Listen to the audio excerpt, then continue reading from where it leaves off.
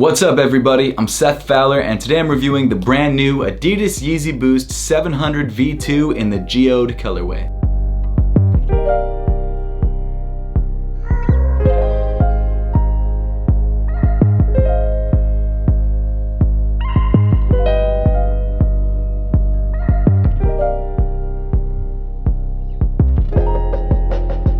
Adidas has been dropping so many different Yeezy colorways over the last couple months, and it looks like that isn't going to stop anytime soon. It kind of feels like I have deja vu saying that because I've said it so much over the last couple weeks and months, and honestly, I feel like it's just going to keep happening. This morning, Adidas and Kanye dropped the second colorway of the 700 V2 called the Geode, or as I like to call it, the Mauve 2.0 because it looks basically the same. I just can't get over the fact that they keep releasing colorways that look just like each other. If you look at the spectrum of colors just available in the world, it makes you wonder, why are they only going with like weird variations of browns and yellows? Like, why don't they, give me a green one or like a purple one or something like that. I feel like the 700 Wave Runners were the most experimental Yeezys in the last year, except for the McChickens, which let's just not talk about those. But enough of my ranting, let's start off with the upper of the shoe. Starting off from the toe of the sneaker, you've got this grayish brown suede panel, which I've got to say feels really nice to the touch. It's actually a surprisingly premium detail. Just above that, in the middle of this horn shape, you've got this small brown hit of 3M fuse overlay. The base material of the upper is a pretty thickly woven dark brown knit. That material actually peeks out from underneath the paneling on a couple of different places around the sneaker. As you continue back on the sneaker, you've got a couple different chocolate brown suede panels that outline different portions of the shoe. And then moving up on the midfoot of the shoe, you've got these brown laces with 3M accents woven in. Underneath the laces, you've got more of that brown knit covering up the entire front side of the tongue.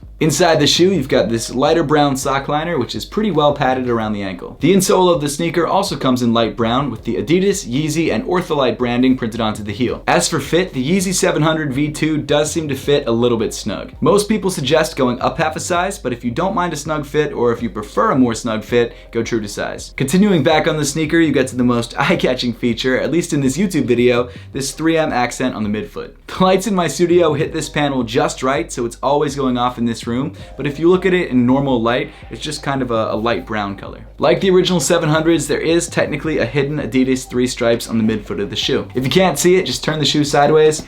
There you go. Just below the 3M, you've got this smooth brown leather panel that runs along most of the bottom of the upper. And then just behind that, you've got this dark brown leather panel that sort of outlines the heel counter area. Then moving to the heel of the shoe, you've got a 3M accent outlined by both a dark leather panel and also a light brown suede panel. Then moving down on the shoe, you get to the super chunky sculpted 700 midsole. This time around, the midsole only comes in one color, and that color is dark brown. Unlike most of the other 700s, it doesn't have any accent colors anywhere along the midsole. And in my opinion, that's a bad thing. I think they should have at least added some accent colors in these little oval areas like they do on the other pairs. Even the mauve pair had some sort of neon green in this area, and I think that really helped the overall colorway of the shoe. Okay, so actually looking at these up close, it does seem like they painted inside these ovals with some sort of dark navy, which is weird because you can't really see it unless you look at it up close and under really intense bright lights.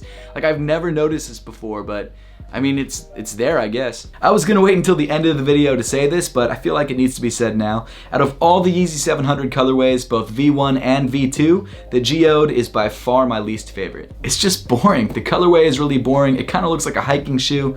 I just don't like it. But continuing on with the review, moving to the bottom of the sneaker, you've got a gum outsole with herringbone traction. And as with all the other 700s, you've got cut-throughs to the white boost underneath. Overall, the Adidas Yeezy Boost 700 V2 Geode is not a bad sneaker. It's still very comfortable, the silhouette itself doesn't look bad, just in my opinion, the colorway kind of sucks. This is just one of those rare cases where I think the pictures online looked better than the shoe in person. In person, it just kind of looks like a muddy mess, and I'm not a fan of it. If you like this shoe, more power to you. Like I said, it's not a bad sneaker overall, but for $300, if I wasn't reviewing sneakers, this would not be a shoe that I'd pick up. But that pretty much wraps up the review for today. Now, I would love to know your thoughts on the Adidas Yeezy Boost 700 V2 in the Geode colorway, and whether you picked up a pair for yourself or whether you let these guys go. So make sure to leave those comments in the comment section down below. And as always, thank you so much for watching. Please make sure to give this video a thumbs up if you liked it, subscribe down below if you haven't yet, and I'll see you all in the next one.